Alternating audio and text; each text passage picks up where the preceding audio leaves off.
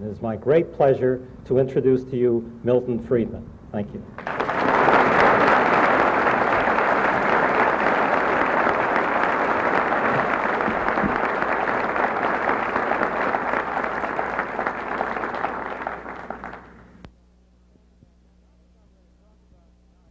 The topic I'm going to talk about tonight, I had thought it was announced. If not, it'll come as a surprise to you, but I hope not as an unpleasant surprise, is the topic of money and inflation.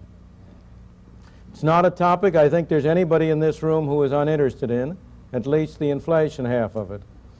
Most of you are also very interested in the money half, but from a different point of view. Whenever I talk about inflation, I am reminded of a wonderful story about the man who decided to take advantage of the growing science of cryogenics. That's the science of freezing people up so that they can be in deep freeze for a time and then restored to life. And he got himself put into the deep freeze for a 20-year period. And of course, before he went into the deep freeze, he left all his securities and his worldly belongings at his brokers with instructions to do the best he could for him.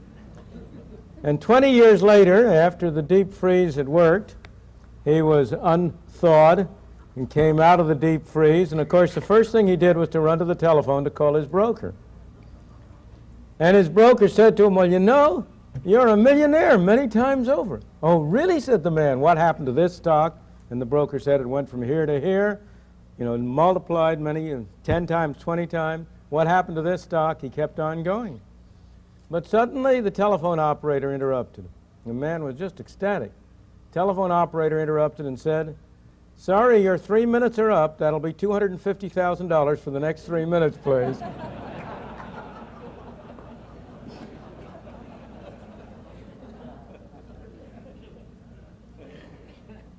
That's real inflation. That's at the moment a story. But it's not a story which does not have some examples in history. Inflation is a disease. It's a dangerous disease for a society. It is sometimes a fatal disease for a society. It's a disease that, if allowed to rage unchecked, can destroy a society. And we have many such examples. The classic examples, of course, are the extreme examples of Germany, of Austria, of Russia after the First World War, when inflation really did reach levels at which the kind of apocryphal story I told you was a literal description of the reality. When inflation reached levels at which employers would pay their workers 3 times a day after breakfast, lunch, and dinner so they could go out and spend the money before it lost all its value. That's the real extreme cases. But you don't have to go to such extreme cases to see the enormous harm which inflation left unchecked can do. You have the many examples in South America. Brazil, before 1964, was brought down by an inflation that led to a revolution that toppled the existing government in order to stem the inflation. In the famous case of Chile, with Mr. Allende in power, he produced an inflation, which was one of the major factors that caused the economic catastrophe that led to the replacement of his government by a military dictatorship. We are nowhere near that stage in the United States. But it behooves us as a nation to pay attention to this disease, to ask ourselves, what is the cause of the disease? How do you cure the disease? What are the effects of the cure? What are the side effects of it? And what will happen if we don't cure it? And I propose to discuss the topic tonight under those headings, and then go on to consider in somewhat more specific detail the experience of the United States over the past decade or two and the present situation that we face. Now, the first step toward understanding the cause of inflation is to recognize that it is always and everywhere a monetary phenomenon. It's always and everywhere a result of too much money, of a more rapid increase in the quantity of money than an output. Moreover, in the modern era, the important next step is to recognize that today governments control the quantity of money, so that as a result, inflation in the United States is made in Washington and nowhere else. Of course, no government any more than any one of us likes to take responsibility for bad things. We're all of us human. If something bad happens, it wasn't our fault. And the government is the same way. So it doesn't accept responsibility for inflation. If you listen to people in Washington talk, they will tell you that inflation is produced by greedy businessmen, or it's produced by grasping unions, or it's produced by spendthrift consumers, or maybe it's those terrible Arab sheiks who are producing it. Now, of course, businessmen are greedy. Who of us isn't? Trade unions are grasping. Who of us isn't? And there's no doubt that the consumer is a spendthrift. At least every man knows that about his wife. But none of them produce inflation, for the very simple reason that neither the businessman, nor the trade union, nor the housewife has a printing press in their basement on which they can turn out those green pieces of paper we call money. Only Washington has that printing press, and therefore only Washington can produce inflation. If you listen to the people from the communist world, they'll tell you inflation is a capitalist phenomenon. That's not true. If you look at Europe today, one of the most rapid rates of inflation in Europe has been in Yugoslavia, which is a communist country. One of the slowest rates of inflation has been in Switzerland, which is a capitalist country. So inflation is not a capitalist phenomenon. But neither is it a communist phenomenon. If Switzerland has low inflation, the United Kingdom in recent years has had inflation rates running up to 20-25% a year. Italy has inflation rates today of that order of magnitude. Inflation is not a capitalist phenomenon, it's not a communist phenomenon, it's a printing press phenomenon. Now, in saying that inflation is a printing press phenomenon, in saying that inflation is always caused by a more rapid increase in the quantity of money than an output, you're only at the beginning of the problem, because you must distinguish the immediate cause from the more ultimate cause. You must ask, why is it that the quantity of money increases too rapidly? But before I go on to that question, I just want to settle for once and for all the point that inflation is a monetary phenomenon. That proposition has been documented over and over again. We have evidence for the United States for over 100 years, for Great Britain for 200 years, for Sweden for 200 years. There has never in history been an inflation that was not accompanied by an extremely rapid increase in the quantity of money. There has never in history been an extremely rapid increase in the quantity of money without an inflation. But in order to persuade you of this quickly and with a minimum waste of time, I have brought a few pictures along to show you that will graphically illustrate the proposition about the relation between money and inflation. And I'd like to, if we can start with the first of those slides now. Maybe you can make out that there are two lines on that chart. That chart is for the United States, and it covers the 13 years from 1964 through 1976. And one of those charts, the solid line, is the quantity of money per unit of output. And the other line, which is a dashed line, is the consumer price index. Those two lines cross at 1970 because that's the way they're constructed. Both of those series were expressed on 1970 as a base of 100, in order to try to get the two series in the same scale. But there is nothing whatsoever in the arithmetic of it to make those two curves the same elsewhere. And I may say that the quantity of money that's plotted there is a quantity of money for a year ending 6 months before the price index.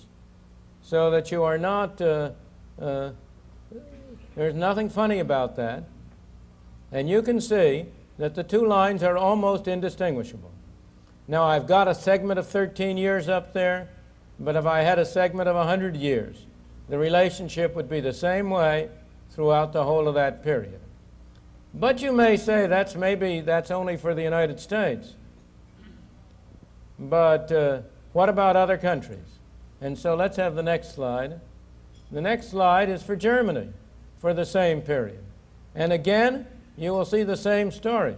Now, the interesting thing here is that you can see that the quantity of money for a while in the later in the 70s was running ahead of the price index, but now they're coming back together again. And that's a behavior you very often observe. The quantity of money per unit of output is a major factor that from the immediate sense determines the price index, but it doesn't operate instantaneously. Sometimes there are delays of a year or two, but sooner or later they all come back together. Well, the United States and Germany are very similar countries. What about another country? Let's have the third chart. And the third chart there is supposed to be for Japan. I can't read it. Is that what it says up there? That's for Japan. And you will notice that the Japan experienced a much greater price rise than either the United States or Germany did. But Japan has now been coming back. It's done a remarkable job of controlling the quantity of money. And as a result, the rate of price inflation in Japan has come down from close to 30% a year to where today, in the period after this chart, it's back down to about 7%. But again, you have the same synchronism between the two charts. Now, the next chart, let's have the next chart, which is for Great Britain. You can see each one of these has a little bit more inflation than the preceding one, but each one of them, you again have the same relationship in every case between the quantity of money and prices. Now, one of the interesting things about that comparison between Japan and the United Kingdom is you will hear many people telling you that the real reason you have inflation is because of trade unions. If you listen to anybody telling you about Great Britain's plight, they will tell you that the real problem in Great Britain is that you have such strong trade unions that they push up wages and that causes inflation. Well, if that explains this relationship for Britain, what explains the previous chart for Japan, where trade unions are not very important or much weaker than they are in Great Britain? Or what explains the next chart, which is a honey, for Brazil? Can we have the last chart? Now that's an inflation that's really an inflation. That's none of these baby inflations we've been playing with. Of course, there are still better ones in Argentina and Chile, but we don't have a big enough room. Now, here again, if trade unions cause inflation, as you know, Brazil has a military government, and trade unions have absolutely nothing to say about anything except as they are branches of the government apparatus. So that it's clear you cannot explain, in the case of Brazil, the inflation by trade unions, but you can see very clearly that you can explain it by changes in the quantity of money. Thank you. We can have the lights back on now. As I say, that's a very small sample of the evidence that is available on the linkage between the quantity of money on the one hand and prices on the other. That evidence is available for hundreds of years in many countries, and there are no exceptions. But that only gets you to first base. The question is, why is it that the quantity of money increases relative to output? If you go back 100 years ago, And here in California, this is very appropriate to go back a little more than 100 years ago. Sometimes the quantity of money increased more rapidly than output because of discoveries of gold or precious metals. As you know, you had the gold rush in California in late 1840s, early 1850s. You had the Australian gold discoveries in the same period in 1850s. And you had a worldwide inflation as a result. In the 1890s to 1913, you had a worldwide inflation because of the perfection of the cyanide process for extracting gold from low-grade ore, which produced an outpouring of gold from South Africa to supplement the gold strikes up in Alaska. But those were the good old days, before the days when governments discovered that it could escape from that relic of an earlier time, the discipline of gold, and that it had a much more scientific method of controlling the quantity of money by ending the link to gold and instead turning to government-dominated money. And today, you do not have inflations for those reasons. Today, you have inflations because governments create a very large quantity of money. The question is, why do governments do that? And today, in the main, there are fundamentally three reasons, in my opinion, why we have experienced inflation and why it is a threat. The first, and by far the most important, is in order to pay for government spending. Now, of course, I say the government does this. That's wrong. The government doesn't do it. You do it. I do it. We, the citizen, do it. We tell the people in Washington, we tell our congressmen and our senators and our representatives, we want you to spend more money on us. But we don't want you to put any taxes on us. Oh, no. We don't want you to levy taxes. We want you to spend more, but we don't want you to tax more. There's no way you can do the one without the other. The real tax on the American people is what government spends. If the federal government spends $450 billion and only raises $400 billion in taxes, who do you suppose who pays that other $50 billion? Do you suppose the tooth fairy does? You pay it, and I pay it. And one of the ways we pay it is by the tax which we call inflation. Inflation is, from this point of view, a form of taxation. If government spends more than it takes in the form of things that are called taxes, it has to meet the difference, either by printing money or by borrowing from the public at large. Printing money is a very attractive device because inflation, from the point of view of a person sitting in Congress or in the Senate, is a wonderful tax. He doesn't have to vote for it. Have you ever known of a congressman who got up and said, I vote to impose a tax in the form of inflation of 10% next year? No, sirree.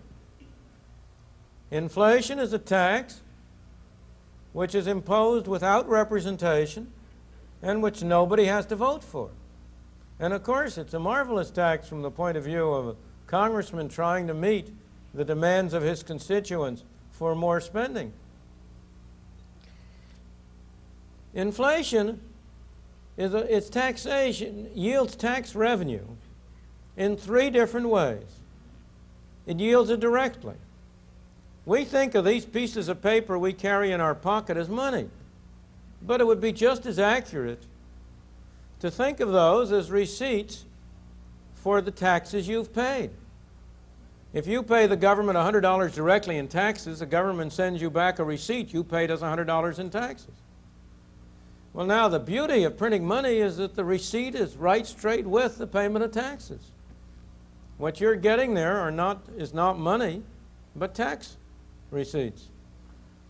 And from the point of view of the government, those pieces of paper, and I'm exaggerating, of course, they're not really pieces of paper, that's only the primitive way of doing it. In our modern age, we do it in a more sophisticated way through using a bookkeeper's pen or a computer instead of having to turn the printing press. It's in the form called deposits, one of the most misleading terms in the human language. When I think of a deposit, I think I put something there and there it is. But you know, when you go into a bank and deposit money, the people behind the counter run as fast as they can to another part of the bank to pay it out over another counter in the form of loans. It's not deposited there. And similarly, when the government sends a check, it may, in effect, be doing the equivalent of printing paper money. I won't go into the details of that process. You will get the right answer if you think of it strictly as printing paper money. So when the government gets revenue from inflation directly in the form of these pieces of paper, it can go out and spend without having gotten taxes from anybody. But it also gets revenue in two other ways. In the first place, with the kind of tax system we have, inflation raises other kinds of taxes without anybody having to vote for it. You might think that if prices go up by 10% and your income goes up by 10%, you're in the same position as you were before. But you're not. You're pushed up into higher brackets of the income tax, and on the average, if prices go up 10% and your income goes up 10%, your taxes will go up 15%. So that the Congress, again, is in a marvelous position. It can vote to lower tax rates when, in fact, taxes are going up. There's a lot of talk in the papers these days and the news these days about the president proposing a tax cut next year. That's pure fiction. Nobody is proposing a tax cut. These much publicized tax cuts of the past few years have not been tax cuts at all. Inflation has raised taxes, and the so-called tax cuts has given back a small part of that to the taxpayer. But the actual taxes that taxpayers have paid have gone up as a result of the automatic effects of inflation. In the third place, the government gets revenue from inflation by repudiating its debt. Many people keep worrying about the government debt. That's not something you should worry about, because the government debt today is smaller, that is the announced government debt, the open and above board government debt, bonds outstanding and the like, is smaller as a percentage of the national income than it was 20, 30 years ago.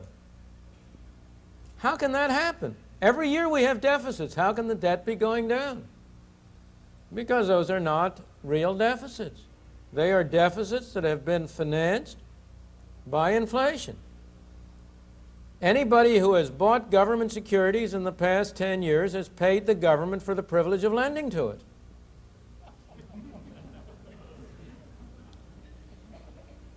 Anybody who has bought a long-term government bond and then redeemed it has gotten back an amount of money which has less purchasing power, less ability to buy goods and services than the sum he initially paid for the bond. And to add insult to injury, he's had to pay taxes on what they call interest. And as a result, the debt has gone down in meaningful terms. So that inflation is a marvelous resource for a government in all three of these ways. That, as I think, has been the main reason throughout history, not only now, but going back for thousands of years. You know, you had a great inflation during the time of the Roman Empire, when Diocletian was emperor. He did it in a different way. He did it by taking nice, good, full-bodied silver coins and replacing the silver by an alloy that was worthless until there was less and less silver. until one of the history books talks about the ancient denarius, which used to be a full-bodied silver coin, finally having become, in Diocletian's era, little more than a copper coin with a wash of silver. Now, I happened to come across that quotation the same year in which the American Treasury was replacing our full-bodied silver coin by a copper coin with not even a wash of silver, only of nickel. History does repeat itself. So that's been always throughout history a major reason why you have had creation of money to finance government expenditures. But we've added another reason in these days, and that's allegedly to promote full employment.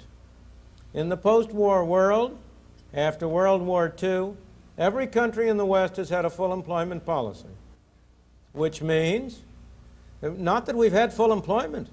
On the contrary, as you know, we've been having increasing unemployment in recent years.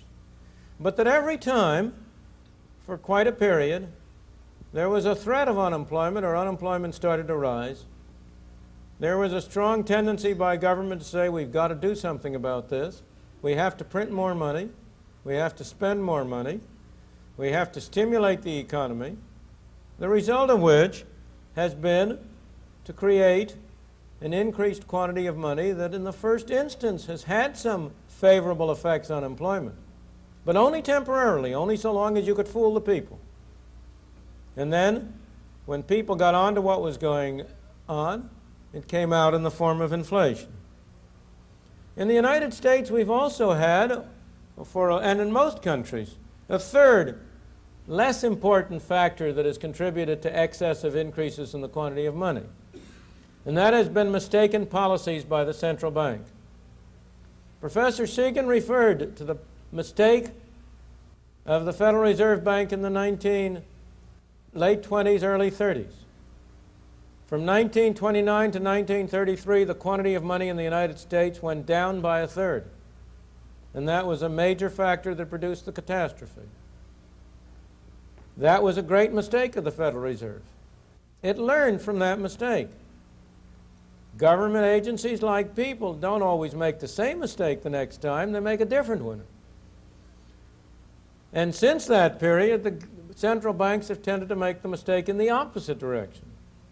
Their mistake has almost always been caused by confusing their function, by thinking that they had something to do with interest rates, instead of recognizing that their real function was to control the quantity of money. Now, most of you will be inclined to say, well, that's all very well, but aren't there some important things you've left out? Of course, the most obvious thing you would have told me I left out was trade union behavior. But I hope I've already persuaded you that that's not a fundamental source of inflation. Trade unions may do a great deal of harm in a great many ways. Trade unions have done Britain enormous harm, but they are not responsible for Britain's inflation. Higher wages are in the main a consequence of inflation and not a cause of it. And as I say, the examples of these charts I gave you before, I hope, will show that anybody who thinks that's a fundamental cause of inflation had better pause for a bit. But there are two other factors that people are inclined to cite. One is to say, what about international influences? The government is particularly fond of citing this, to say, oh, well, you mustn't blame us for inflation. We've imported it from abroad. There's a worldwide inflation, and how can you expect the United States to stay clear of inflation if all the rest of the countries of the world are inflating? Now, that was a valid explanation before 1971, when we had a worldwide system of fixed exchange rates. In that case, it is true that inflation in one country would tend to spill over into another because it would influence the quantity of money. In that case, it was inflation in America that produced in the United States that produced inflation in many countries around the world, because their currencies were linked through a fixed exchange rate with ours. But today, that explanation is not valid. as long as countries have variable, floating, flexible exchange rates between their currencies, inflation is a national phenomenon and not an international phenomenon. And the proof of that is very simple. If inflation is a worldwide phenomenon, inflation is a worldwide phenomenon, but it's not an international phenomenon. You know, in every country of the world you have too high taxes. But high taxation is not an international phenomenon. It's just that all the nations of the world do it at the same time. In the same way, you have inflation in many countries.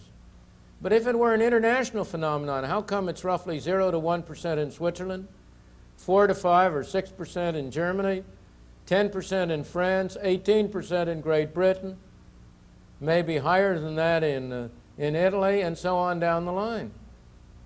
No, inflation is a national phenomenon produced by monetary policy and other policies within the countries. Now, the second argument that will be made, you've left out of this picture productivity. In those charts, what was it that I connected with prices? It was not simply the quantity of money. It was the quantity of money per unit of output. And it's true. Anything that increases output will tend to hold down prices. And so it's very common for people to say, well, the real source of inflation is that our productivity has not been increasing as much as it should. Or to say that the real cure for inflation is to increase productivity. Now, productivity is an enormously important phenomenon. From the point of view of our standard of life, of how well we live, there's nothing that's more important. If we can get a rate of real growth of 3% instead of 2%, that will make a great difference over a period of time. And I don't doubt that one of our national problems is a fall-off in the growth and productivity. But from the point of view of inflation, it's the wrong order of magnitude. It would be a tremendous achievement to raise the average rate of growth of real output in this country from 3% a year to 4% a year. That would be a 33 1/3% increase. It would be a dramatic change. But it would reduce the rate of inflation by 1 percentage point a year. And from that point of view, the possible variations in the quantity of money are much greater than the variations in output and productivity. So from the point of view of inflation, productivity is very much of a bit actor on the stage. The lead, the hero or the villain, as you wish it, is not productivity, but what happens to the quantity of money. Now, so much for the cause of inflation. It's very easy to say what the cure is. There's no problem how to stop inflation. That's the easiest thing in the world to say. In order to stop inflation, you have to have the government spend less and print less. That's the only way you're going to stop inflation. That's the one and only cure. But you know, the real problem isn't to know how to cure inflation. The real problem is to have the political will to do so. If I may go back to my medical analogy, some years ago my physician told me about a young man who was a patient of his who had a debilitating disease, as a result of which his fingers were threatening to fall off, his toes were threatening to fall off. And my physician said, you know, that young man could be cured in no time. The only thing he has to do to be cured is to stop smoking. But I cannot in any way bring him to stop smoking. He refuses to do it. Now, the disease was curable in one sense, but it was not easy to do it. An analogy that in some ways is much closer to the problem of inflation. It's a very literal analogy, but also something of a medical analogy, is alcoholism. The thing about alcoholism is that when you go out on a toot, the good effects come first, and the bad effects only come the next morning when you have the hangover. Now that's exactly the way it is with inflation. When you start inflating, the good effects come first. After all, the government's printing money, everybody thinks he's richer, he's got all these pieces of paper. And initially it does have that effect. It makes business good, it expands output. It's only after a while, when it works its way through to inflation, that the bad effects come later, and you then have inflation. Similarly, on the other side, the great problem in curing an alcoholic is that the bad effects come first, and the good effects come later when you try to cure it. If a man who has been subject to a craving for alcohol goes off the wagon, it's terrible. He's got a terrible time getting rid of his craving. But if he once can succeed in doing so, everything will be fine. It's exactly the same thing with inflation. If you succeed in slowing down inflation, you will initially have some very difficult times. Just as inflating stimulates the economy temporarily, so slowing down inflation slows down the economy temporarily. A more direct reason why it's difficult to apply the cure is because it's not so clear that people want to stop inflation. If I ask people, are you in favor of inflation or not? Everybody's against inflation. But when I explore a little bit further, if I say to people, tell me, have you gained from inflation? Oh, no, you say. I haven't gained. And yet the fact is that a great many people have gained from inflation. There are many, many people who have benefited. Of course, the major gainer from inflation is the Federal Treasury, as I've already said. But almost everybody who has bought a home in the past 30 years has gained from inflation. He was able to borrow on a mortgage, which inflation has paid off along with paying off the government debt. So that almost all homeowners in this country are beneficiaries from inflation. Indeed, one of the things that makes inflation such a bad social disease is precisely that it tends to be divisive. Because some people do very well during an inflation period, and some people do very badly. And as a result, the population gets split into people who are seeming in great prosperity and people who are in great distress. When most people say they want to stop inflation, what they mean is that they want the prices of the things they buy to go down and the prices of the things they sell to go up. But since what one man sells is what another man buys, that's a neat trick if you can do it. And as a result, people aren't really serious when they say they want to stop inflation. Certainly not in the early stages, not before they fully understand, not before it's gotten to the point where it is really creating serious social problems. Everybody wants to stop inflation at somebody else's expense. Now, I've already said that if you start to cure inflation, you will get some bad effects first. Let me emphasize that those bad effects are not themselves a cure. They are side effects of a cure. If you have your appendix out, if you go to a doctor and say, and he says, you have appendicitis, you've got to take your appendix out. But after your appendix is out, you'll have to stay in bed. It used to be 2 weeks, now it's 10 minutes. But you'll have to stay in bed for a little bit. And you say to him, well, you know, I think I'll just stay in bed and not have the operation. That isn't going to cure you. And in the same way, unemployment is not a cure for inflation.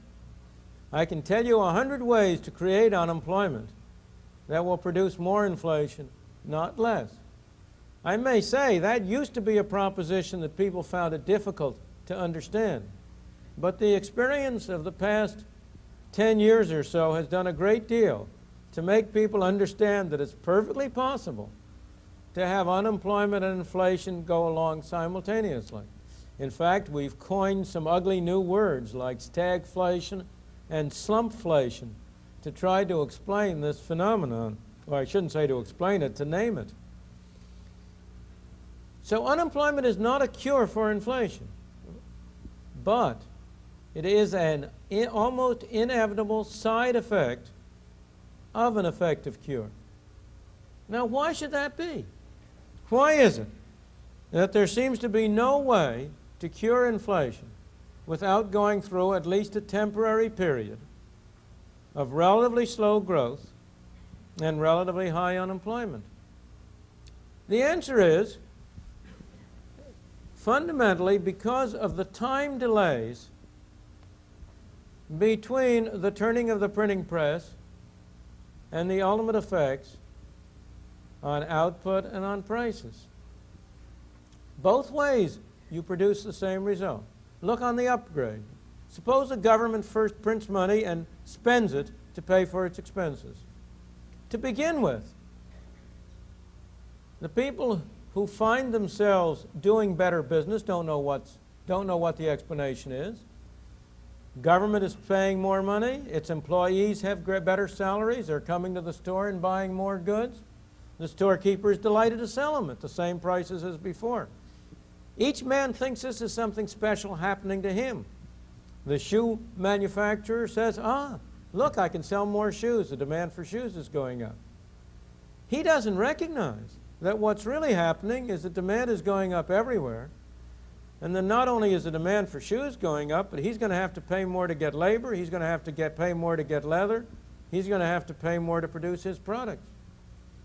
But when that shows up, when after a while he finds out that his costs are up, then he suddenly discovers that he has to raise his prices to make both ends meet. And that's why, on the average in the United States over the past 100 years, an increase in the quantity of money has taken about 5 or 6 months to affect people's spending. The first thing that happened is people just have bigger bank accounts. Then it takes them a little while to realize that, and they start spending it. And then it's another 12 to 18 months before that works through into prices. So on the average, over the past 100 years, and in Britain it's been for 200 years. I say 100 years because that's as far back as our data go in the United States. There's been about a 2-year interval between a more rapid increase in the quantity of money on the one hand and the inflationary effects of it on the other. But the same thing happens the other way. If the government slows down its spending, in the first instance, people simply experience that as slower demand for their products, and they tend to retrench. They tend to say, well, my inventories are going up, I better cut back production. It's only after a considerable interval that that's reflected in lower prices or in a slower rate of increase in prices and works its way through. So there is no way that I know to avoid the interim effect of slowing down inflation. In the long run, there is no relation between inflation and unemployment, on the average. Suppose a country gets accustomed to 10% inflation. That's perfectly livable. That's something people can get along with. What will happen? Everybody will know that it's going on. All wages will automatically tend to go up by 10% more a year than they otherwise would. All prices will tend to go up by 10% more. Instead of interest rates being 5%, they will be 15%. Everything will get adjusted to it. And we have a great deal of evidence that the average rate of inflation over a period of time has no relationship at all with the average rate of growth or the average level of unemployment. The thing is that only surprises matter. It isn't inflation that produces a stimulus. It's only higher inflation than you expected. It's only the surprise. If you get adjusted to it, it doesn't do any good. It's just like, again, alcoholism and drug addiction. When a fellow first gets started on drinking, all it takes is one drink to make him happy. But after his body gets adjusted to that, it takes a little more, and pretty soon he's taking a half a bottle. Similarly, with drugs, it takes bigger and bigger doses to have the same effect. And similarly with inflation. As a country gets accustomed to higher and higher rates of inflation, it needs a bigger dose to have any stimulating effect. So in the long run, there is no relation, but in the short run, there certainly is. There's no way to avoid these side effects, but those side effects can be minimized by trying to take the cure gradually instead of overnight. Here we are in this nation with a base rate of inflation at the moment somewhere around 7%. It would be a mistake to try to bring that down to 0 next year. We ought to do it over a 3 or 4 year period to give people a chance to adjust. We can also minimize the side effects of inflation, in my opinion, by adopting a widespread program of escalator clauses, particularly with respect to government obligations, particularly with respect to taxes. I think it is a disgrace and a scandal that we have not had a legislation which has adjusted the income tax system so that inflation does not automatically raise rates. Congress has been very quick to index its own salaries. Congress has been very quick to index the salaries of government employees. But it has been very reluctant to apply the same principle to the taxes that it imposes on the citizen. I must say myself, I would go the other way. I would like to see the taxes indexed, and with respect to the salaries of Congress and of government officials, I would index them perversely. Every 5% inflation is a 5% reduction in their salary. And I assure you, if you did that, you'd cure inflation real fast. One more general point. What if we don't cure inflation? We have no good choices. If we don't cure inflation, if we continue at high rates of inflation, we'll also have high unemployment. And one of the main reasons is because of the false cures that will be attempted. In every country that has had great inflation, the governments have resorted sooner or later to wage and price controls, supposedly as an attempt to cure inflation. We did that in this country in 1971 with disastrous results. Wage and price controls are not a cure for inflation. In fact, wage and price controls, you will find, are imposed by governments that want to inflate but want to conceal it from the populace. Governments want to get a short-term benefit by pumping up the economy, but they want the populace to think they're doing something about inflation. So they announce with great fanfare that they're fixing prices and wages. But the result is only to hold down, to conceal the inflation for a year or two and then have it blow up, which is, of course, exactly what happened after 1971. In light of this background, I come to the final point I want to make. I think it's very instructive to look at recent U.S. history. Our inflation really started in the post-war period in the 1950s.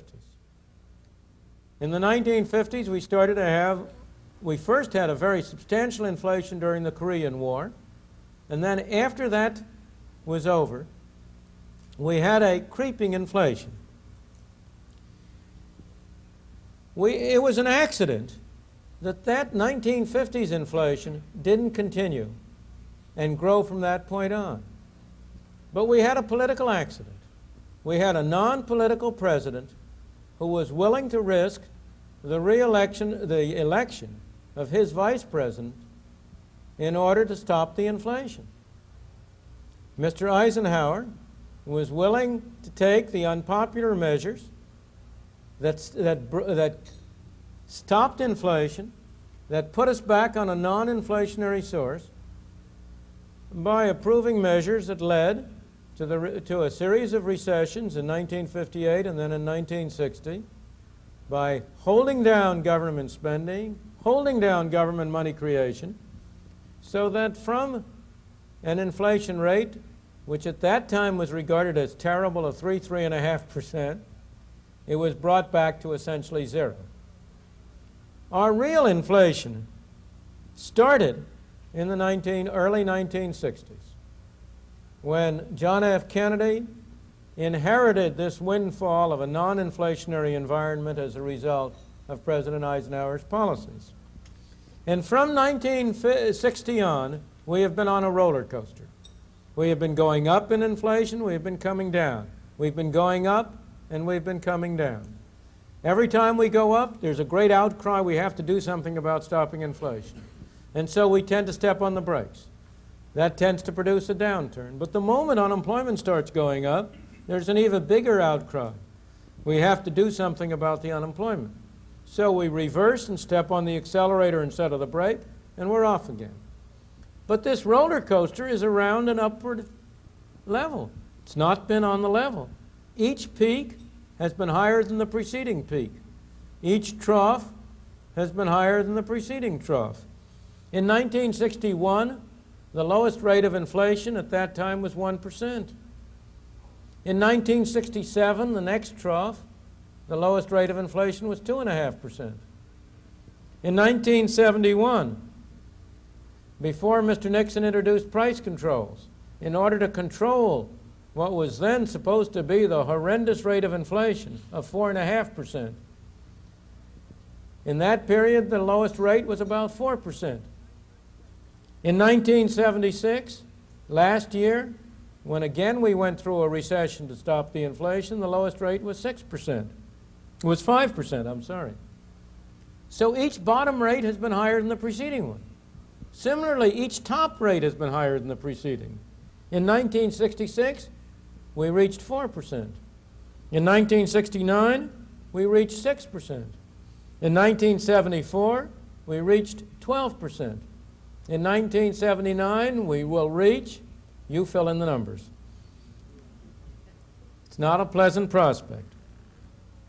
So we've been on a roller coaster, going up and up and up.